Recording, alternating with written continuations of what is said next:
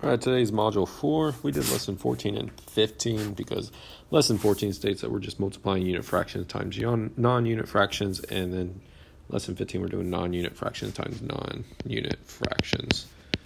And all that is as we discussed yesterday, a unit fraction is any fraction with the number 1 in the numerator. So 1,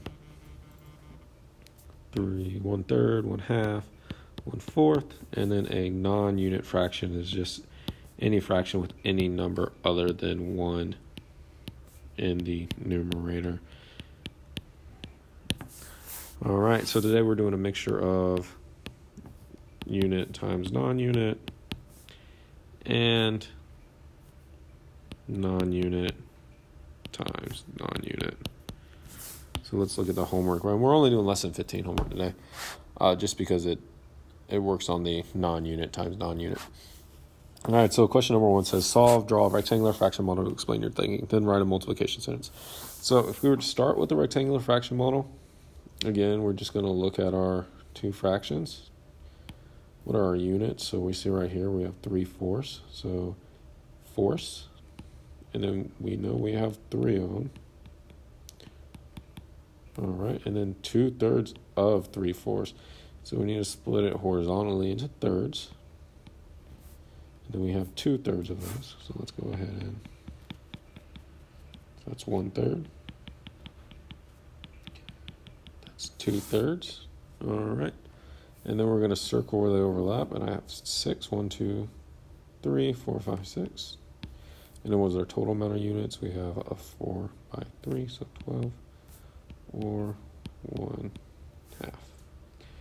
Now we can solve this through multiplication of 2/3 times 3/4. I told the students, let's try to put them together. And then let's look at our fraction before multiplying. Let's look at it and see if there's any similarities between the numerator and the denominator. And right here we have 3 in the numerator and denominator. So we could change those 3's to 1's. And now we have a 2 in the numerator, a 4 in the denominator. And we know 2/4 is the same thing as 1/2. So we can mark those down. And we get 1/2 through multiplication. And like I told the students, it's easier for some of them to simplify this way before having to simplify like this. So let's go ahead and erase that. I'm not going to do the rectangular fraction model for all of them. Once you have the rectangular fraction model down, it's pretty easy to repeat multiple times. Just drawing a rectangle, putting it into however many units we need, shading however many we have, and then circling the overlapping. So I'm not going to do that for all of them. And honestly, I'll probably just leave the example for 1A as I work the rest. So let's do 2/5 times 3/4. And again, I can see this looks like 2/4, so this is 1/2.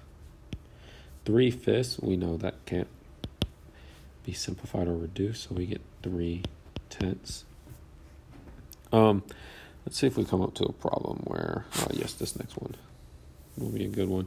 So this is 3/10. Let's see, 2/5 times 4/5.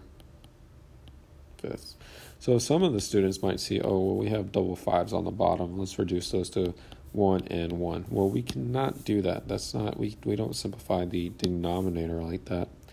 Let's see. You can only simplify a whole fraction. So we're looking for a numerator and denominator that we can simplify or reduce. And as I see here, we have nothing we can reduce. So I get 8/25. And another thing they're struggling with is if you can't reduce in this part, then they feel like they can't go to the next part, which is actually multiplying it all out. But they can. So 4/5 times 3/4. So let's see again. We have a 4 and a 4, 1 and 1. Go ahead and reduce those. That's like having 4/4 times 3/5. So 1 times 3 is 3. 5 times 1 is 5. Another 3/5. All right, let's look at number 2. Number 2 just says to multiply and draw a rectangular fraction model if it helps you. So as you can see, we are kind of weaning off of that rectangular fraction model. So we're just trying to look at the fraction and seeing if we can reduce before multiplying. Again, I see a lot of halves here. I know that 3 is half of 6, so I can mark that down to 1/2. 5 is half of 10, so I can mark that down to 1/2. And I get 1/4. I'm going to do all the ones on this side, and I'm just going to throw the answers up for the other side. So 5 times 5 over 6 times 8. And sadly, I see nothing here that can simplify, so I get 25 30ths. But then that can be reduced once we get to, oh wait, what am I doing? That's not 25 30ths. 48ths. Sorry about that. Alright, as you can see here, we weren't able to reduce anything. Nothing could match up to reduce. Let's try 3/4 times 5/12. I know 3 is 1/4 of 12. 5 and 4, we're not going to be able to reduce those. So I get 5/16. I don't know why I did that when I said I wasn't going to. Let's do E, 8/9 times 2/3. Again, there's really nothing I can reduce. 2/9 doesn't reduce, 8/3 doesn't reduce, 2/3 doesn't reduce, and 8/9 doesn't reduce. So I get 16/27. And then I'm just going to work the rest out, just make it easier on myself. 3/7 times 2/9. I know this and this can be 1/3. So that equals 2. Make sure we cross them out so we aren't accidentally multiplying them. 2/21. And then this last one is 3/4 times 4/5. I see 1 and 1 equals 3/5. All right, let me let you see that a little longer. All right, now let's get this one. Every morning, Haley goes to school with a 1-liter bottle of water.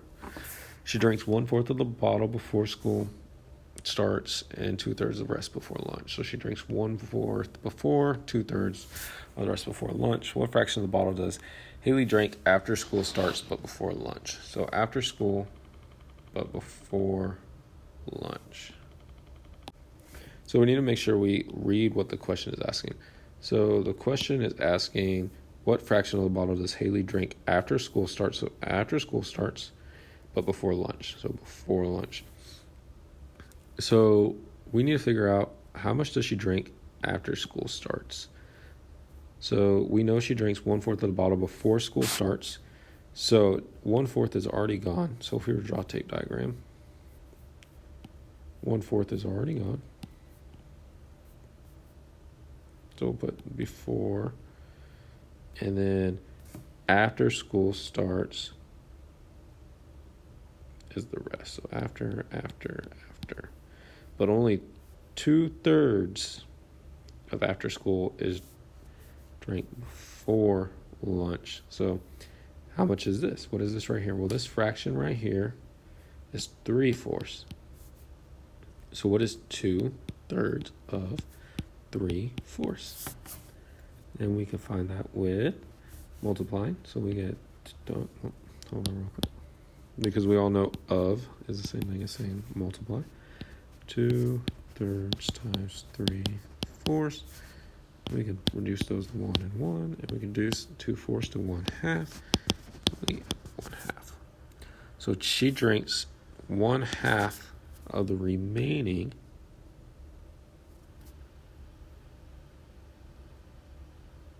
of the bottle. So she drinks half of the bottle before lunch.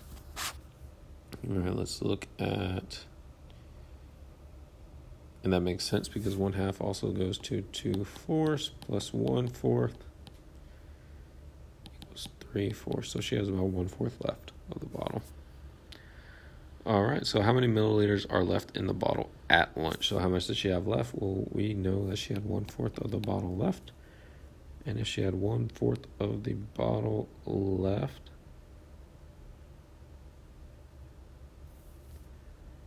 and there is 1-liter bottle of water, so 1-liter bottle, we got to change 1 liter into milliliters. So we can go 1 liter equals blank milliliters. And we know that there are 1,000 milliliters in a liter. So that just makes it pretty easy. We don't have to do any conversion. We just know that there's 1,000 milliliters in a liter.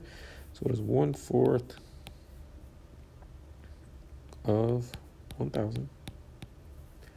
So we can easily get 1,000 divided by 4. And we can put that in a long division.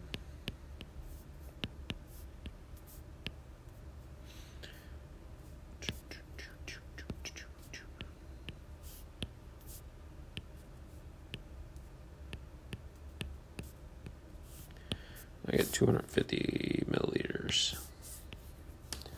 I know it's a lot of work to go through to find the answer, but some questions are going to be a little more difficult and require a couple more steps. So let's go ahead and flip to question number 5. Did I skip the question? I feel like I missed a question. Yep, I did. Somewhere I am missing number 4. That's all right. We'll just do number 5. I'll put the answer to number 4 on the bottom of the page. Let me make sure. Yep, I skipped number 4. I don't know what happened to number 4. All right, let's work on number 5. Number 5 said, Rose bought some spinach. She used 3/5 of the spinach on a pan of spinach pie for a party. This sounds nasty. So Rose bought some spinach. She used 3/5 of the spinach on a pan of spinach pie for a party and 3/4 of the remaining spinach for a pan for her family. She used the rest of the spinach to make a salad. What fraction of the spinach did she use to make a salad? So she used 3/5 of the spinach on a pan of spinach pie for a party, 3/4 of the remaining spinach for a family party for her family, and then she used the rest to make a salad. So if we start with fifths, 1, 2, 3, 4, that's a little small for us to see. I still dislike how much space they give us. So 3/5 are on the spinach pie. So SP, SP, SP. 3/4 of the remaining spinach for a pan of her family. So 2/5 is remaining. So this right here is 2/5. So 3/4 of the remaining spinach for her family. So 3/4 of 2/5. 3/4 of the remaining spinach for a pan of her family, and she used the rest of the spinach to make a salad. So what is 3/4 of 2/5? Let's do that math. We're going to get 3/4 times 2/5. Go ahead, that reduces 1/2. We equal 3/10. So 3/10 of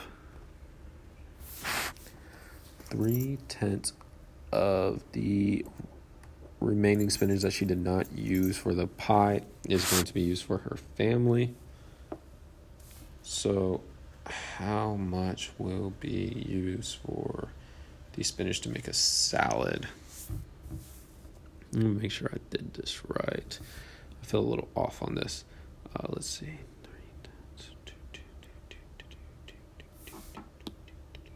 Yes, I found out the wrong thing. We were supposed to be finding out she used 3/4 of the remaining spinach for a pan for her family.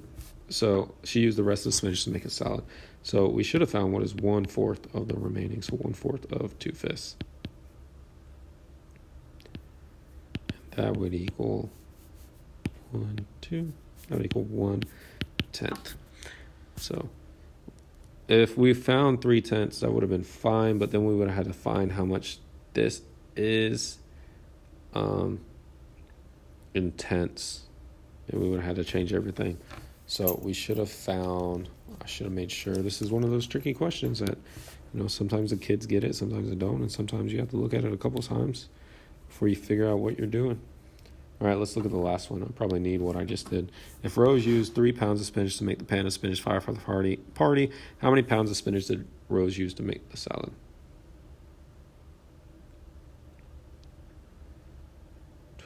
That's another one. So let's see. If she used 3 pounds of spinach to make the pan of spinach pie for the party, so To me, that sounds like she uses 1 pound per fifth.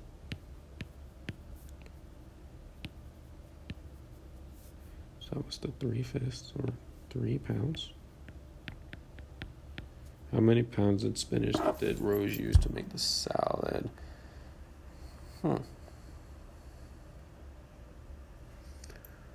Well, we know that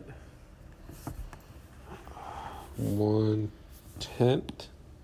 So we know that if we said, like I said, if she uses 3 pounds per 3/5, then that's probably 1 equals 1 pound per fifth.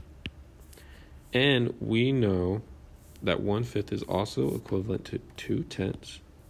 So for every 2/10, she uses 1 pound. So what about 1/10? Well, looking at this, if we were to do 1/10 compared to 2/10, 2/10 equals a pound. 1 is half of 2. So what's half of 1 pound? Well, half of 1 pound is 1/2 pound. And now that's probably not how we were supposed to solve it, but I've been racking my brain a little bit, and I'll have to look into this question deeper.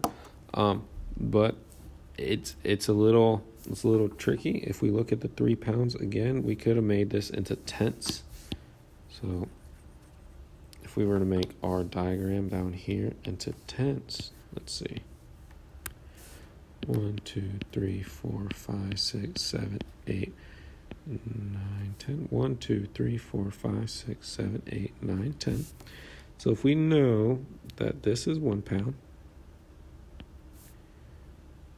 or this is 1 pound, this is 1 pound, because we know that's 6/10, so 1, 2, 3, 4, 5, 6 is equal to 3 pounds. So every 2/10 is a pound. Then we can see that this is split into half, which means that this will be probably 1/2 pound, 1/2 pound, so on and so forth. We can also see that all together, this would probably be 5 pounds. And then if we split that into tenths, so 5 pounds split into tenths, we would have to do 1/2 all the way across. And we need 1, 2, 3, 4, 5, 6, 7, 8, 9, 10. We need 10 halves to make 5 pounds. So again, it's a little trickier one. This is one of those challenge questions. So good luck with that, and I hope you have a great night.